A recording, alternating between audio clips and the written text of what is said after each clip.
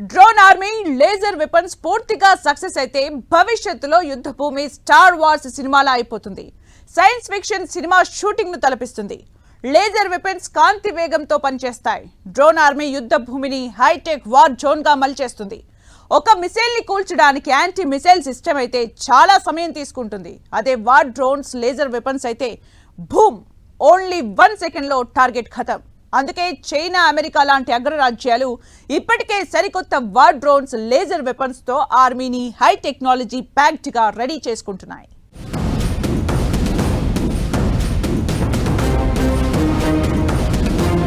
Machine guns, గ్రనైడ్స్, యుద్ధ ట్యాంకులు, missiles, nuclear weapons, stealth jets, submarines ఇవన్నీ బోల్డ్ వార్ పద్ధతులు.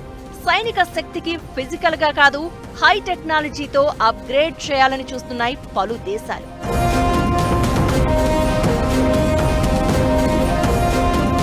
అదే దారిలో భారత సైన్యం లేజర్ వెపన్స్ తో భవిష్యత్తు యుద్ధ రంగంలో ఒక అడుగు ముందుకు వేసింది. లేజర్ గన్స్ పని తీరే వేరు. ఇది రోబోటిక్ టెక్నాలజీతో లేజర్ కాంతిని ఉపయోగించి పనిచేసే ఆయుధం. ఇవి శత్రువు ఆయుధాలను క్షణాల్లో స్మాష్ చేసి పడేస్తాయి. పైగా ఖర్చు తక్కువ, స్పీడ్ ఎక్కువ.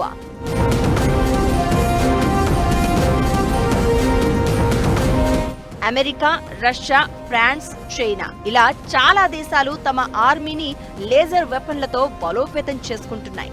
దీనివల్ల శత్రువుల్ని ఎదుర్కోవడంతో పాటు సైనికుల ప్రాణ నష్టాన్ని బాగా తగ్గించవచ్చు. అగ్రరాజ్యాలు ఇప్పటికే సరికొత్త మిజైల్స్, డ్రోన్స్ తో ఆర్మీని హై టెక్నాలజీ ప్యాక్డ్ గా రెడీ చేసుకుంటున్నాయి. అలాగే సంప్రదాయ యుద్ధ పద్ధతులకు స్వస్తి పలికి సరికొత్త టెక్నాలజీ వార్ఫేర్లోకి అడుగు పెట్టాలని పరిశోధనల్ని ముమ్మరం చేశాయి. మన పొరుగున ఉన్న చైనా డా-5th, 6th జనరేషన్ ఫైటర్ జెట్లను ఆవిష్కరించుకుంది. అలాగే డ్రోన్ల వ్యవస్థను బలోపేతం చేసుకుంటోంది. ఈ డ్రోన్లు స్టెల్త్ జెట్లకు లేజర్ వెపన్లను అనుసంధానం చేసి ప్రత్యర్థుల గుండెల్ని కాల్చి బూడిద చేయాలని చూస్తోంది. అమెరికా లేజర్ వెపన్స్ ను 2014లోనే అందుబాటులోకి తెచ్చింది. యుఎస్ఎస్ పోన్సే అనే షిప్ పై మొదటి ఆపరేషనల్ లేజర్ వెపన్ ని డిప్లాయ్ చేసింది. ఇప్పుడు ఈ లేజర్ వెపన్స్ డ్రోన్లు, మిజైల్స్ శత్రువు విమానాలను నాశనం చేయడంలో కీలక పాత్ర పోషిస్తున్నాయి. అమెరికన్ నేవీ ఆర్లీ బర్కే డెస్ట్రాయర్లపై లేజర్ సిస్టమ్స్ డిప్లాయ్ చేయడానికి ప్లాన్ చేస్తున్నాయి.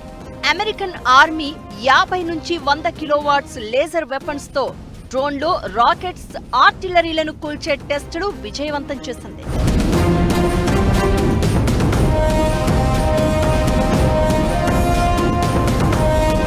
American air force F-35 fighter జెట్లు, AC-130 గన్ షిప్లపై లేజర్ వెపన్స్ ఇన్స్టాల్ చేయాలని ప్లాన్ చేస్తున్నాయి. ఇది సక్సెస్ అయితే same to same star wars సినిమాల్లాగే లేజర్ ఫైటర్ జెట్లు గగనతలంలో చక్కర్లు కొట్టడం ఖాయం.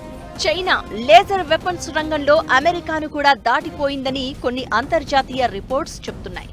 హైపర్సోనిక్ మిసైల్స్ ని లేజర్ తో తోలు వలిచ్చేలా పీల్ ఆఫ్ టెక్నాలజీని చైనా డెవలప్ చేసింది.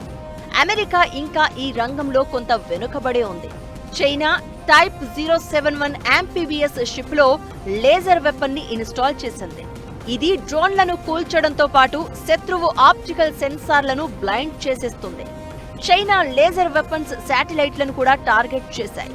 రిలాటివిస్టిక్ క్లైస్ట్రాన్ యాంప్లిఫైయర్ RKA అనే మైక్రోవేవ్ ఆయుధాన్ని డ్రాగన్ కంట్రీ డెవలప్ చేసింది.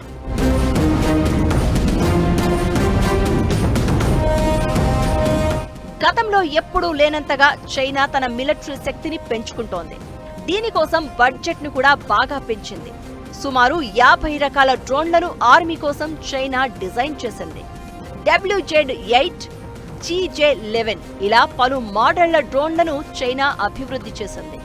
2026 లోపు హైపర్సోనిక్ స్టెల్త్ లేజర్ వెపన్ల సామర్థ్యాన్ని లక్షల్లో తయారు చేయడమే లక్ష్యంగా పెట్టుకుంది.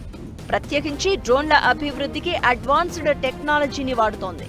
దీంతో యుద్ధ ట్యాంకులు, మిజైల్స్, సైనిక శక్తిని నిర్వహించే ఖర్చు కూడా తగ్గుతుంది. మన DRDO ఇప్పటికే 25 కిలోవాట్లు, 30 కిలోవాట్ల లేజర్ వెపన్లను టెస్ట్ చేసింది. ఇది 250 మీటర్ల దూరంలో ఉక్కు ప్లేట్ ను ఈజీగా కరిగించేస్తుంది. త్వరలోనే 100 కిలోవాట్స్ లేజర్ వెపన్స్ ను డెవలప్ చేయబోతున్నారు. అగ్రరాజ్యాలకు పోటీగా మన లేజర్ వెపన్స్ ను తయారు చేయడంలో చాలా సంస్థలు సాంకేతిక సహకారం అందిస్తున్నాయి. కొన్ని అకాడమీలు కూడా విద్యార్థుల్ని ఈ దిశగా పరిశోధనలు చేసేలా ప్రోత్సహిస్తున్నాయి. సో భవిష్యత్తు యుద్ధాలు అంటే టెక్నాలజీతో కూడిన వినూత్న లేజర్ వెపన్స్ వే అవుతాయి అనేలా వీటి రూపకల్పన జరుగుతోందని నిపుణులు అంచనా వేస్తున్నారు.